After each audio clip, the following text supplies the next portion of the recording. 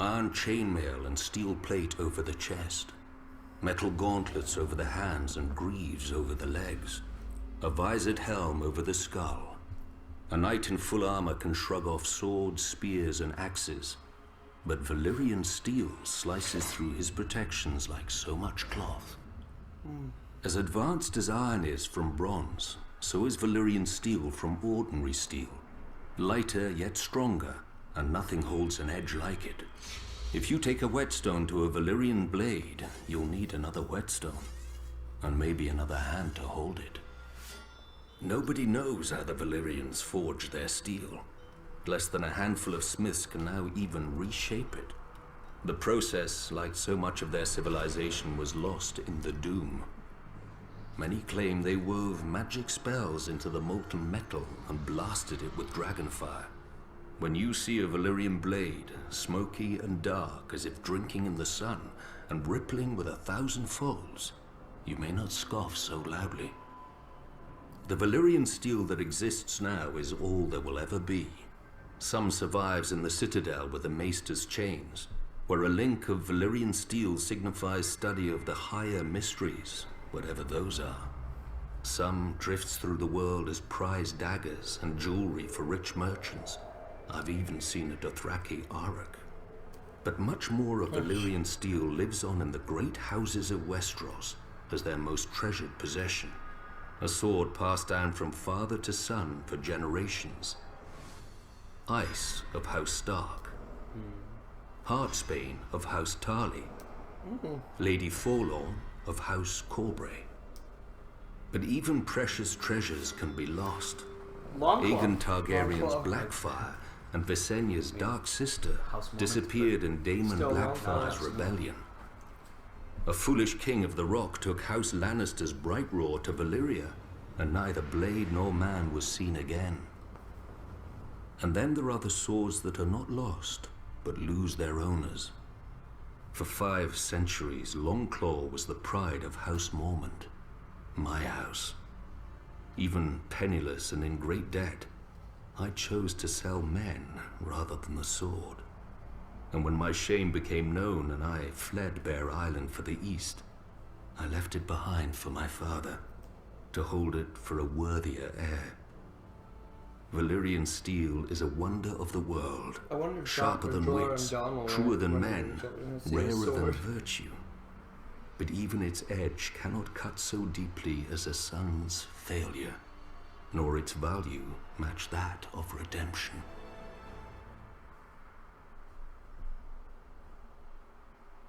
Sex. A simple word for a simple act. And so, of course, men complicate it. A child born to a wife is a gift from the gods.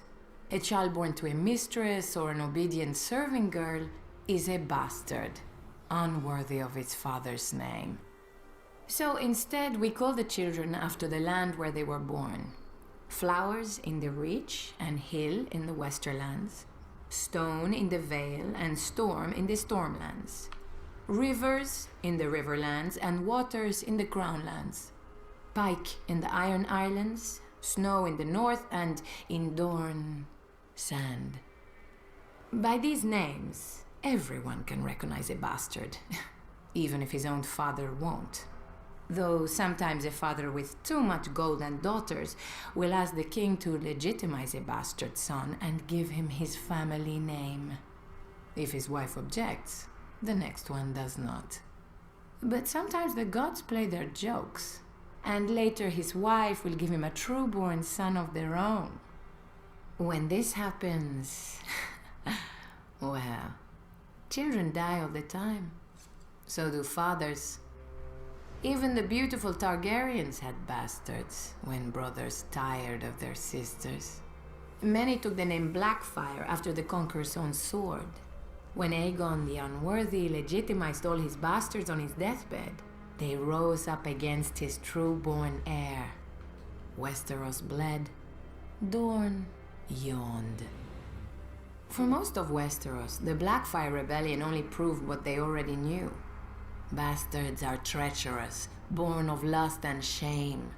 But here in Dorne, lust is not shameful. We know that bastardy does not make a man more treacherous than another.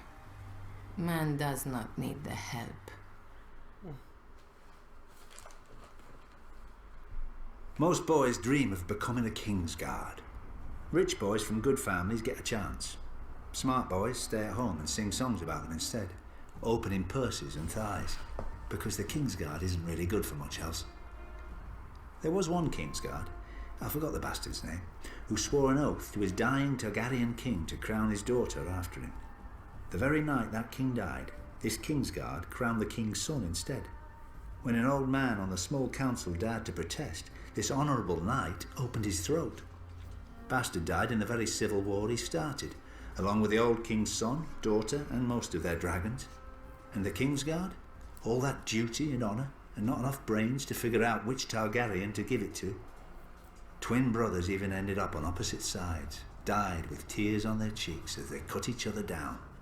I suppose I should think that's tragic, but stupid men do stupid things every day, and nobody cries over them. Prince Aemon, the Dragon Knight, may be the most famous Kingsguard who ever lived. How did he die? Defending Aegon the Unworthy from the brothers of a man whom Aegon fed to his dogs. The man's crime? Sleeping with one of the many mistresses Aegon wasn't using.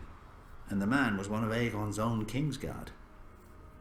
Arthur Dayne, Gerald Hightower. Sure, if half the stories about them are true, they could swing a sword better than most. Makes their lives even more of a waste. Bodyguards to the maddest king the Seven Kingdoms ever saw. Watching their king burn men alive. Standing guard as their king raped his queen. Hiding the Stark girl that Prince Rhaegar stole away. Causing a war that toppled their king.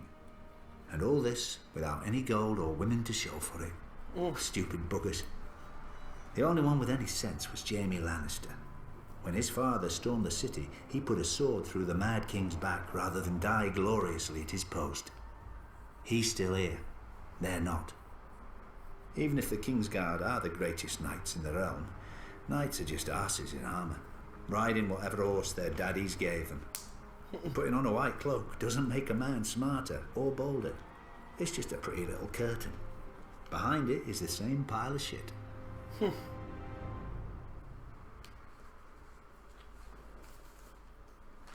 All boys dream of becoming knights. The boys with talent dream of becoming Kingsguard. The boys without talent, well, I wouldn't know.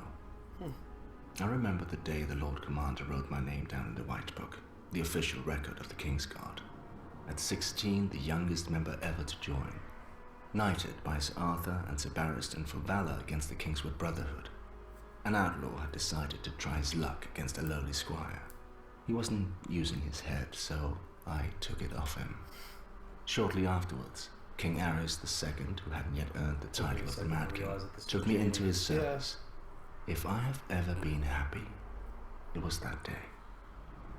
For centuries, the Kingsguard had been the glory of the realm. Aegon the Conqueror had established the Order as his personal guardians after uniting Westeros with fire and blood. He knew that some of his subjects wouldn't take to conquest, and his dragons were no use against knives in the dark. No doubt surrounding himself with the greatest knights in Westeros made his rule more palatable and less foreign as well. Everyone in his kingdom soon knew the names and sung the songs of the Kingsguard. I certainly did from my earliest days. Lord Commander Gerald Hightower, the White Bull. Arthur Dayne, the Sword of the Morning. Barristan Selmy, the Bold. Prince Lewin Martell. Oswald Went, Jonathan Derry, and, soon enough, the boy prodigy, me. We protected the king and his family. We killed his enemies and led his armies. We gave him counsel when asked and kept his secrets when not. We swore to hold no lands, take no wives, and father no children, like the Night's Watch, except with a real job to do. Was I awed to see my name inscribed in the same book as my heroes? Of course not. I was 16 and brilliant. I knew it belonged there. Beside the name of Prince Aemon the Dragon Knight, who wielded the Valyrian sword Dark Sister. He died defending King Aegon the Unworthy from assassins, though the king had insulted Aemon throughout his reign and had well earned his fate, because Prince Aemon had sworn our oath. beside the name of Sir Gawain Corbury, who duelled the Targaryen bastard Daemon Blackfyre for an hour during the Battle of the Red Grass Field, though outmatched and grievously wounded, because Sir Gawain had sworn our oath. Beside the name of Sir Duncan the Tall, who as a hedge knight broke several of Prince Aerion Targaryen's teeth while defending a Dornish woman. He later rose to Lord Commander and burned beside his king at Summerhall. I was thinking these side stories and all this. We said dope. Oath. And now, below the name of Jaime Lannister, you know how it reads. What I did, even though I had sworn our oath. That was years and a hand ago. When I joined the Kingsguard, I fought beside legends in the flesh. Their kind is dust now, and the men who have taken their place, mud. Sir Boris Blunt, the fat. Sir Meryn Trant, the forgettable. Sandor Clegane, the dog who tucked tail and ran. Like mud, their names soiled the White Book, almost as much as mine.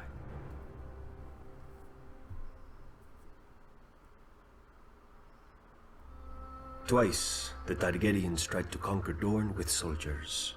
Twice they failed.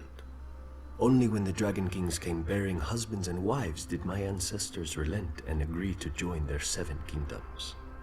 House Martell could have waged war until the end of days. But how could we resist a peace we could take to bed? For centuries, the Iron Throne had no more loyal ally than the Princes of Dorne. Since we had never fallen to them, we kept our ancestral title.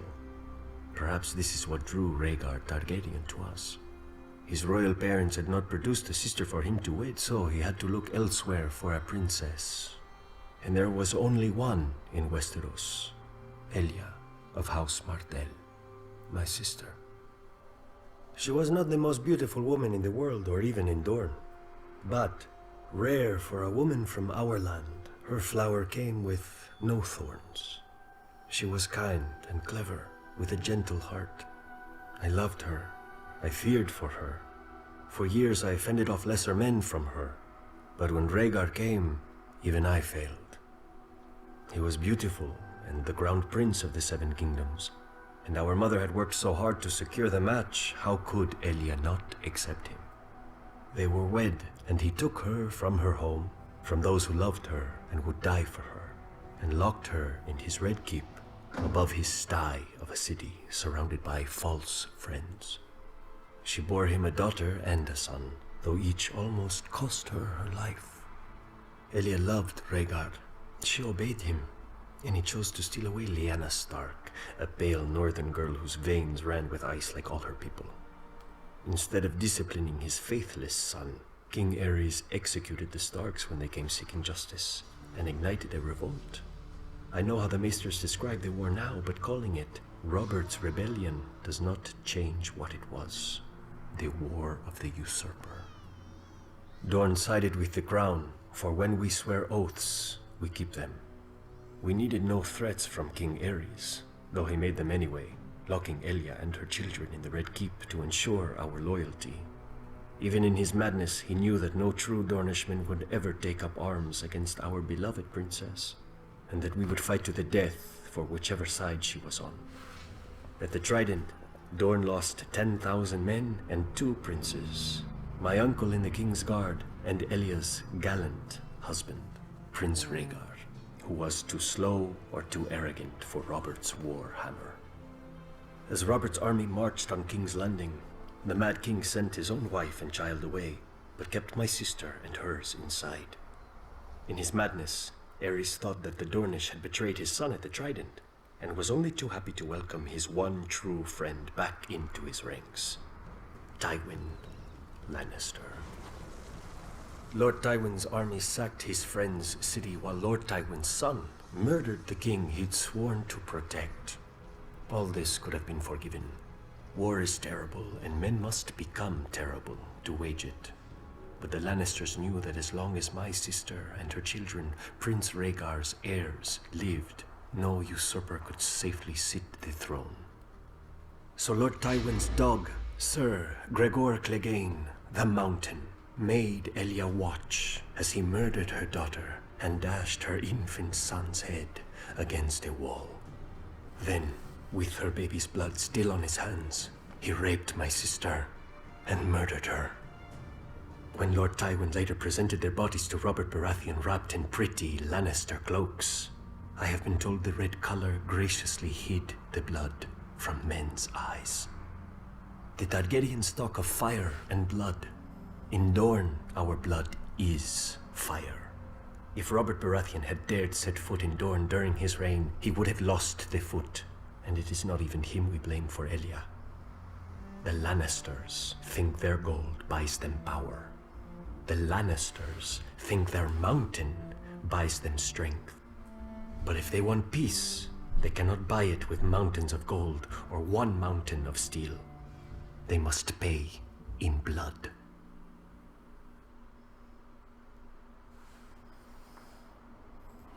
Fuck you, George R. Why would you kill him? Why would you kill him? The Viper. Yeah. Man, I was so pumped for that character. Yeah. He was badass. He was badass, and then died. I guess you die here before you become a villain, but still. Yeah. Oh man, that sucks. That's cool. We get to talk about them though, a little bit more on the wall too. Yeah. So, yeah, it was cool. I'm glad that they talked a lot more about Dorne, because that was something that leading up to season 4, you're just like, where are the Martells? Where are the Martells? Like, you heard about them. You barely even heard about them too. But and I'm like still getting a little bit piece of them. And I don't really like the prince that much. I don't know how many other brothers there are, but I hope there's more. Okay. Because I don't really... I mean, he's okay, but he's not really a fighter. Right. But he seems smart and just, which is right, cool. Right. Because, like, Ilaria Sand was trying to be like, oh, you should go to war because they go to war and she should burn the little... And he's like, no, Oberyn volunteered for the trial by combat. Yeah. You know... He's my brother. If there's anyone that has a reason to be pissed about it's me. me. Please, yeah, don't disrespect me like that. So, yeah, at least he's not crazy. Yeah, he's not crazy. I just want to see another fighter like another badass fighter. Like yeah, I mean, especially that now knowing that there was one of his older brothers in the Kingsguard. Yeah. Or another prince. That was pretty cool. Yeah. So, speaking of Sunspear, it talks a little bit more about that unbowed, unbent, unbroken. How the Targaryens tried to take them over, and even the dragons just like they're a desert. Oh, okay, so that's why. So the dragon couldn't go through the desert without. Well, yeah, I mean, like just kind of combing over things, couldn't find anything, and like the armies just got boned. Like they tried conquering Dorne twice, I think it said. Yeah, and it said they failed twice. So unbowed, unbent, unbroken for a reason. Yeah. And I also liked Oberyn talking about all those different types of poisons. I mean, that was cool, and showing all the different like types and stuff. Yeah. Because you've heard about a lot of them in passing. I mean, Cersei talked about Essence of Nightshade because that's what she was going to give to Tommen during Battle of Blackwater if they had lost. You've heard of the Strangler, like a lot of those things that he was describing was stuff that Maester Pycelle was listing off in the trial. Yeah, that too. Of things that he had in his. Yeah, and then you also heard about the Tears of Lys, which make you cry, or make you, which is what killed Jon Arryn. Oh it made like their bowels messed up. Like kind of shut down. It was basically if it was an older person that took it, it was just like it was natural causes. Yeah, exactly, but it wasn't. So that was kind of cool.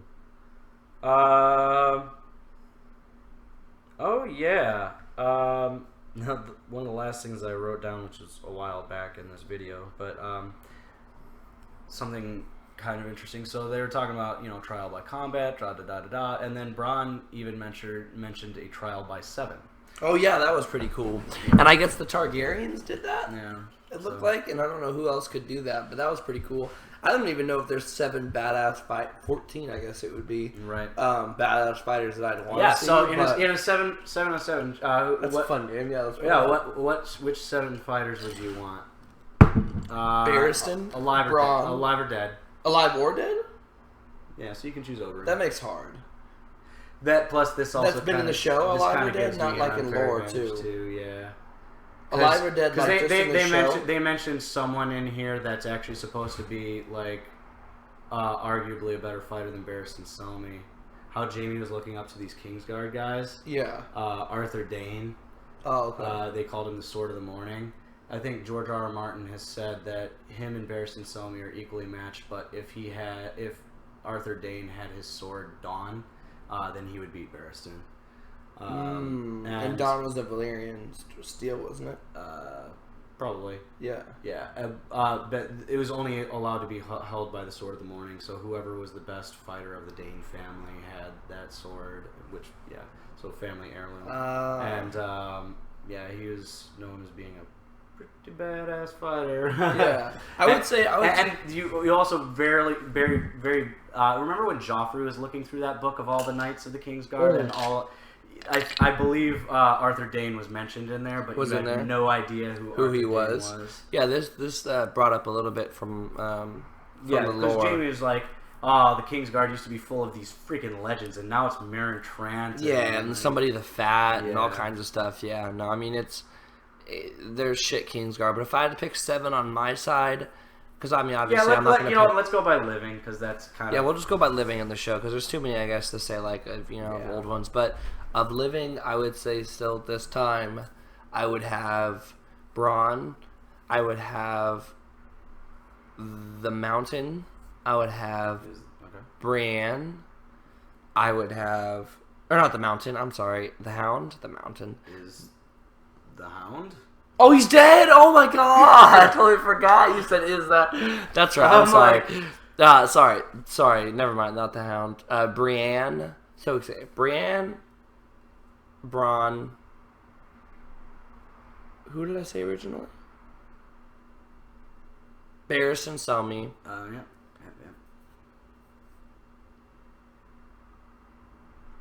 Jon Snow.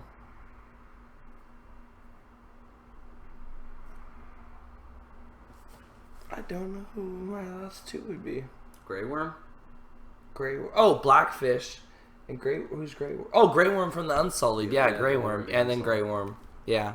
I don't trust Daario Naharis. Actually, no, Daario would probably be there. Daario, you saw him in single combat. He's still alive, right? Yeah, so I'll do Daario. And when Barristan and Grey Worm were fighting together, yeah, like they just formed that like triangle. And killed not Barristan. That was Jorah. It was Jorah. Right. Yeah, Jorah's pretty badass too, but still, I'd rather have Barristan over Jorah. Yeah. Yeah. I'd have Barristan over like anybody. Yeah. But yeah, no. I was taught. I when we saw. I want to see Barristan in his heyday because he's old now. I mean, he's still a badass fighter, the best in the land still apparently. But I actually haven't seen him at work, and also I couldn't imagine when he was young. He must have been insane. Yeah. But those would be my 7.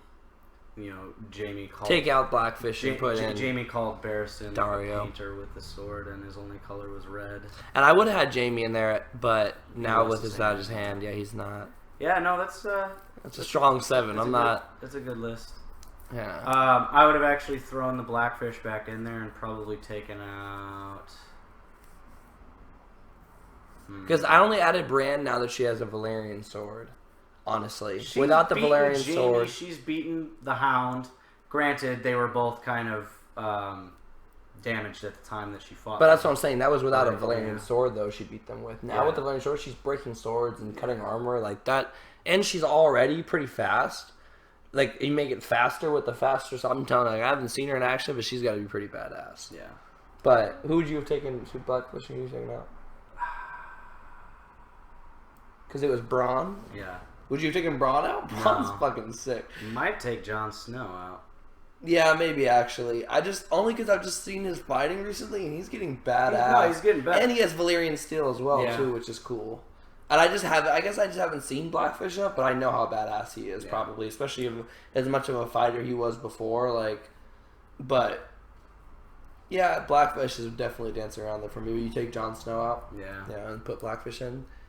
But hey, comment your guys 7. Did you say Jorah? No. Okay, so Jorah's in there. Right, okay. I would have taken Jorah out. Bronn, Jon Snow, Grey Worm, Barristan, and then that's only 6. Yeah. Barristan, and then Darion Harris. So then 7th would be Blackfish. Yeah. That was only 6. So yeah, then there's all 7. Yeah. The Cool. 7. Are you gonna do all 7? That's your running joke.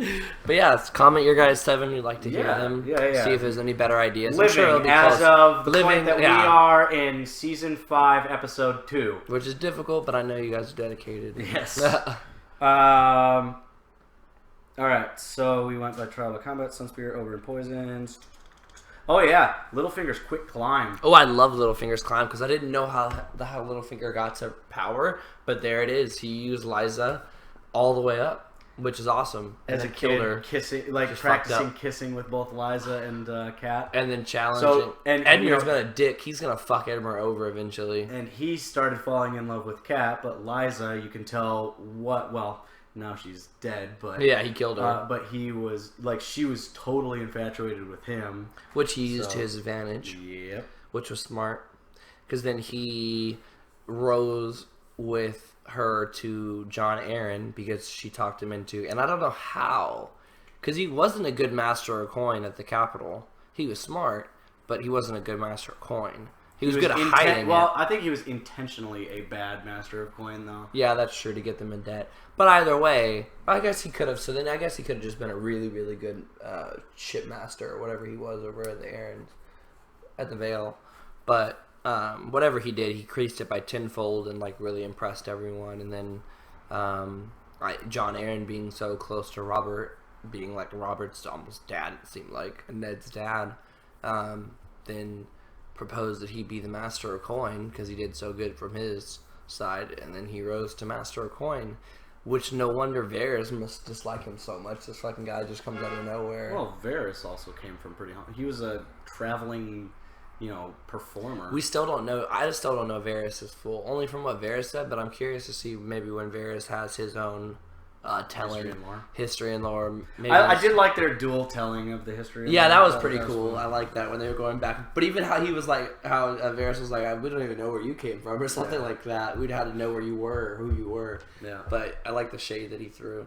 But yeah, Varys rose to power pretty quickly too. I also enjoyed the stories of the other kings beyond the wall attacking the wall. Yeah, I like the fact that there's tunnels now. That's going to be a thing later on. I don't believe the story about the guy chopping through the wall, but or maybe that happened, but I don't believe that he's still in there. Well, yeah. But I do believe that there's some creepy stuff going down, and probably some tunnels below the wall that'll probably be maybe even the White Walkers will use if they were ever to try to go across the wall. Or I don't even know how easy it would be for them to climb it, but yeah. And then Tormund and his freaking tall tales saying he slept inside a female giant, and then she treated him like a baby and made him suckle her tit for 3 days. He's so funny.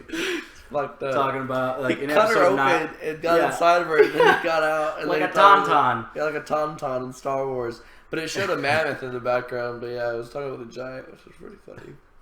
Yeah, he's still alive. Is he still? He was held prisoner. Oh yeah, that's right. He's held prisoner. Yeah, he watched Mance Rayder die. He watched Mance Mance Rayder die. I just want to make sure I didn't see him die. Yeah. And then also in episode 9, him talking about sleeping with bears. Yeah, fucking a bear. You didn't fuck a bear. You didn't fuck a bear. I better make my arrows. Shut the fuck up. She's dead. Hey, it's sad. I'm gonna miss Ygritte, but she already died to me. If Ygritte could have been the Ygritte we met in the cave, and I don't just mean naked, but the fact that she was wanting something more with Jon and was about love and wasn't murdering innocent children and women and people just for the wildlings. I think that's when it was okay, this isn't Ygritte anymore. I think when Jon... Maybe it was the loss of Jon Snow's love that pushed her over the edge. I know. Whatever it was, she wasn't Ygritte. So once she died, it was okay. Because I knew she was going to kill Jon, and I do not want Jon to die. So, sorry, Ygritte, I choose Jon over you. But I was sad to see him lose. But I knew he needed to lose Ygritte, because she was a distraction and also a tie that he could not have. So, it was almost a relief to see her die, because if she would have lived and stayed with him at the wall, I don't know how the fuck that would have been. Thorne would have been Oh my god, and he probably wouldn't even have been voted Lord Commander, and then so his whole storyline would have been fucked. And so, no, I'm okay with her dying. It was a necessary death. But it was sad to see her originally die a few episodes back. I'm she got pushed and he shot her with arrows and shit. Yeah. But, yeah. Alright, cool. Anything else from this? I like the Martell story again one more time about. That's what I was talking about with the mountain. And what else? What else do we have on this one? I'm trying to remember. I think we got everything. Bronn had a few stories, didn't he? I think that was just about how badass he was. Like, oh yeah, about sellsword. That's right. About That's how it started. Yeah, that was pretty cool because I liked how he talked about sellswords. I like when people know what they have to value and like just admit it. Like you got people that can win a tournament by charging at each other with wooden sticks, but or a person that can tell you about the great wars of history. But you're gonna want to hire the person, the guy who's actually been killing people. Yeah, exactly. He's like, and if you don't do your opponent, you can hire that guy. The guy that you're up against is gonna hire me. Exactly. So yeah, I like Bronn. I hope Bronn stays around for a while. I don't see him dying, but weren't you calling for him to die in the trial by combat? You were saying it was going to be Jaime versus Bronn. And yeah, if it was Jaime though, but not because I knew they weren't going to kill off Jaime. Okay. But in that situation, but I don't see anybody else killing him, and I definitely don't. So you think the fact that Bronn didn't do the trial by combat makes his character a little bit more safe for the future? Oh yeah, because I don't unless he dies trying to save. Yeah, because he and Jaime are going unless he fights some like really really badass fighter, and like just lets Jaime and his daughter escape. You did say you wanted to see some badass Dornish fighters. That's what I'm saying. So maybe he finally found like because his whole thing. Maybe he'll be like, I'll just stay back. What am I gonna go live in a fucking castle? It's not me. So then maybe he'll just like fight diligently to the death and have like some heroic death, which I'd be down for that. But bar that. I don't see a death that makes sense unless Tyrion gets him into some shit somehow. But he's in Essos right now, so. Who is the next death? As of season 5, episode 2, what we've already watched. Now I gotta go back. What was episode 2? Last thing we saw, I'm trying to think. Arya was at the House of Black and White.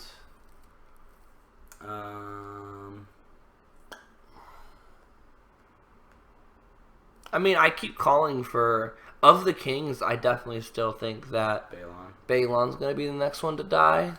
But it's hard because I don't know which storyline they're going to cut to first. Because like there's a few people in each storyline. It's been a while since we've seen the Greyjoys. Yeah. Like, it was Yara saving Theon. Well, trying to save Theon. Was that the last time you saw the Greyjoys? No, well, Theon, last time we saw him was going to Moat Cailin, which he's going to be pissed about. Yeah.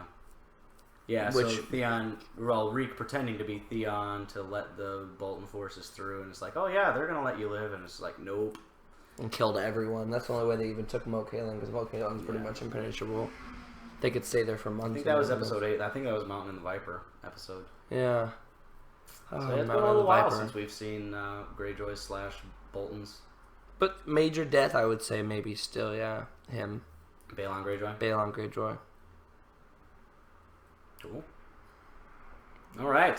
Yeah. Well, so done with seasons 3 and 4 of the History and Lore. Again, there's probably going to be a bit of a hiatus. We're going to finish 5 and 6 before. Which isn't too long, actually, but still kind of long. Right. But I know that like as soon as we finish season 5, people are going to be like, where's the season 5 History and Lore? It's just like we're probably going to watch the Game of Thrones musical. We're going to watch the Honest trailer for seasons 4 and 5.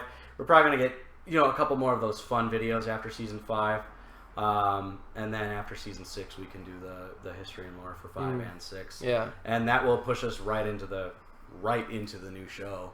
Oh man, I can't wait! I'm so blessed that I get to just like seamlessly watch it all the way up into like this new season. I cannot wait. We're only a month away. I'm still trekking. No spoilers. I'm still not going to jinx myself, but I have not had a single thing spoiled in 5 seasons. That's impressive. I would just recommend watching less and less TV now. Oh, I don't watch any television, seriously. This is like all I watch. So, but we are still on schedule to have... So the way that the scheduling is kind of working right now, Saturday, July 8th. We should be posting episode 7. Monday, July 10th, we should be posting episode 8 of season 6. Mm-hmm. And then we might do a live stream on Tuesday the 11th for episode 9. Uh-huh. And then also a live stream on Thursday the 13th which would be 3 days before the new season starts. Cool. So, because normally I would post the videos on Tuesday and Thursday. So instead of just posting and editing them on those days, we could just do a live stream on those days. And that way we can get people like some live questions from you guys. Right after. Live questions are fun. Last time you kind guys of as like surprised a me celebration for like finishing up and being like right there. Yeah. Like it'll be almost like a talk with everyone what they're still thinking. Like There'll be nobody going ahead right of us. into the final season. Yeah, so we can have all like a big discussion now that I'm all caught and you'll up. be able to ask Joey anything you want. He'll be Anything, able to there'll be look no at the spoilers. comments. I'll be able to look at. I can go back and look. I haven't. Okay, this is the thing. I've not looked at all your guys' comments yet because I can't. Because not all you guys are understanding enough that there's no spoilers or understand what the word spoiler means, and so I can't look yet. But when I'm done, I'll be able to go back and look and comment and talk to you guys a little bit more, and so I'll be a little more participant in that. But yeah, I can't wait to get all caught up and be able to talk to you guys. Definitely looking forward to that. So until next time, thanks for watching. Like, subscribe. Like, comment, subscribe. Have a great night.